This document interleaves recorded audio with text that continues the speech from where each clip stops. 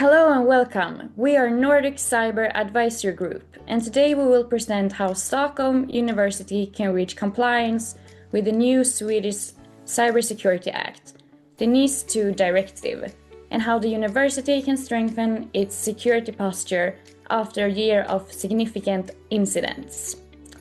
My name is Johanna, and I'm the CEO of this company. Now I will present you to our team of experts. Hi, my name is Tim. I'm the CFO. Hello, my name is Joel and I'm the CTO. Hello, my name is Ebba and I'm the security architect. Hello, I'm Ida and I'm the security consultant. 2025 demonstrated how real the threat landscape is for Stockholm University. In March, a ransomware attack exposed major weaknesses in business continuity and backup readiness. In January, a phishing attack compromised over 200 accounts and revealed gaps in access control and training.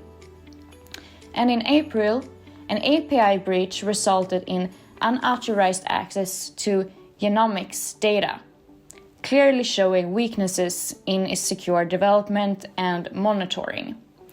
These incidents are also directly relevant under NIS2, which requires tighter controls, faster reporting, and stronger governance.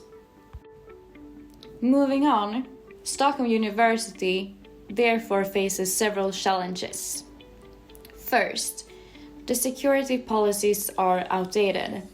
Many of them have not been updated since 2022 and no longer reflect the requirements of NIS2 or the new Swedish Cybersecurity Act.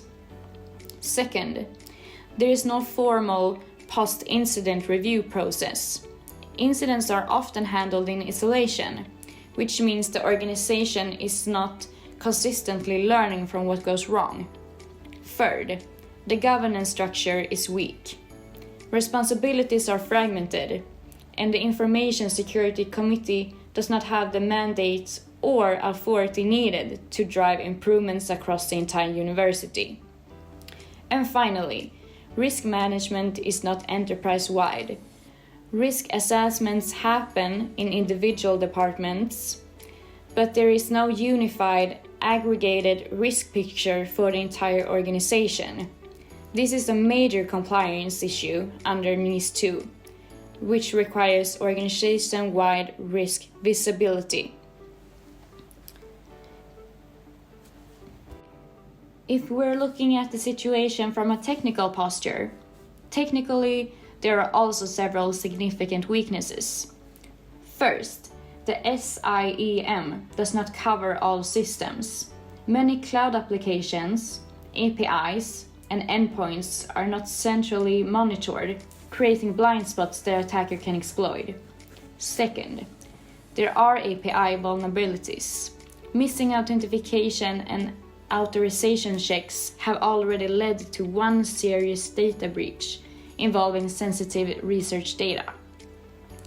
Third, privilege management is inconsistent. Many accounts, including service accounts, hold excessive permissions, which increases the risk of lateral movement during an attack. And finally, Stockholm University remains highly exposed to ransomware. The previous ransomware incident showed weaknesses in segmentation, backup routines, and overall detection capability. So, to understand the current situation, we conducted a SWOT analysis of Stockholm University. Starting with strengths, SU has several strong foundations in place. You have a modern infrastructure, a large IT budget, a strong research environment, and supportive management. At the same time, there are clear weaknesses. Administrative processes are weak, governance is fragmented, and the organization is still depending on legacy systems. In addition, backup validation is insufficient, which becomes especially critical during incidents. Looking at opportunities, this is where the significant potential appears.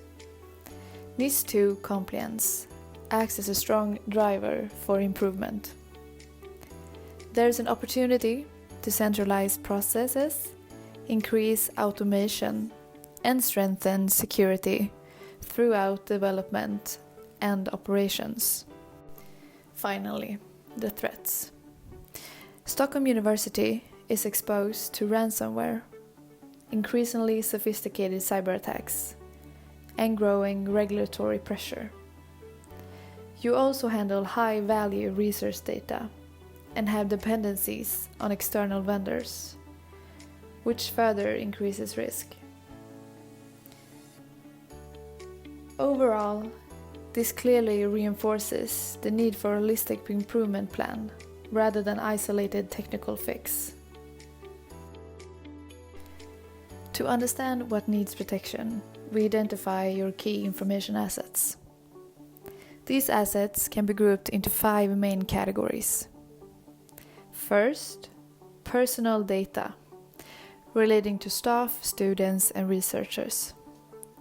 Second, operational data, which supports daily university activities. Third, service critical data, essential for keeping core systems running. Fourth, sensitive research data, which is both valuable and highly attractive to attackers. And finally, backup data, which becomes critical in recovery and incident scenarios. Under NIS2 and the Cybersecurity Act, protecting these assets is not optional. It's essential for compliance and for maintaining public trust in Stockholm University as a research institution. These information assets rely on a set of underlying technical systems. These includes infrastructure, applications, endpoints, and third-party systems. Together, these forms the technical backbone of Stockholm University's operations. Many recent cyber attacks have targeted weaknesses in exactly these areas. In particular, APIs, web-mail solutions, and insufficient monitoring capabilities have been common attack vectors. This highlights the strengthening these systems is not just a technical improvement, but a necessary response to real and evolving threats. Under NIS2, Stockholm University is classified as an important entity. And so what this means is that the university is legally required to ensure the availability, integrity, and continuity of essential public services, including higher education, digital communication, research infrastructure, and critical data services. Failure to adequately secure these services can result in regulatory supervision, mandatory incident reporting to MCF, formerly MSB, the competent national authority, and potential legal and financial consequences under the Swedish Cybersecurity Act. So how does NIS2 affect stakeholders? Well, cybersecurity under NIS2 assigns responsibilities across the entire organization. And that means that under NIS2 and the Swedish Cybersecurity Act, all of these stakeholders, as seen in the picture, carry defined responsibilities for cybersecurity governance, risk management, and compliance. Based on our assessment against MSBFS Chapter 2, the national cybersecurity regulations supporting the Swedish Cybersecurity Act, Stockholm University has several material governance gaps. First, cybersecurity responsibilities are not sufficiently embedded at management level. Mandatory training required under NIS2 is currently not in place. Second, risk management is fragmented. Risks are assessed locally, but the university lacks an aggregated, enterprise-wide risk view, which is a direct NIS2 requirement. Third, supplier risk is not managed in a structured way. The university lacks a standardized security review of vendors, even though NIS2 places greater legal responsibility on supplier security. Fourth, accountability is unclear. Information owners currently lack the formal mandate to stop unsafe or non-compliant processing, which conflicts with NIS2's accountability principles. These governance gaps must be addressed first. Without clear accountability and oversight, technical security measures alone will not be sufficient to achieve compliance or reduce risk. We also analyzed technical and operational gaps. R5, incident reporting is ad hoc. NIS2 requires early warning within 24 hours. R6, network segmentation is inconsistent, critical for preventing lateral movement. R7, backups are not immutable or regularly tested, as required by NIS2 Article 21. R8, MFA is not consistently deployed, particularly in legacy systems. Addressing these technical gaps is essential to achieving compliance. Based on the business case and gap analysis, we identified and prioritized 8 major risks, using a standard likelihood versus impact model, the highest priority risks.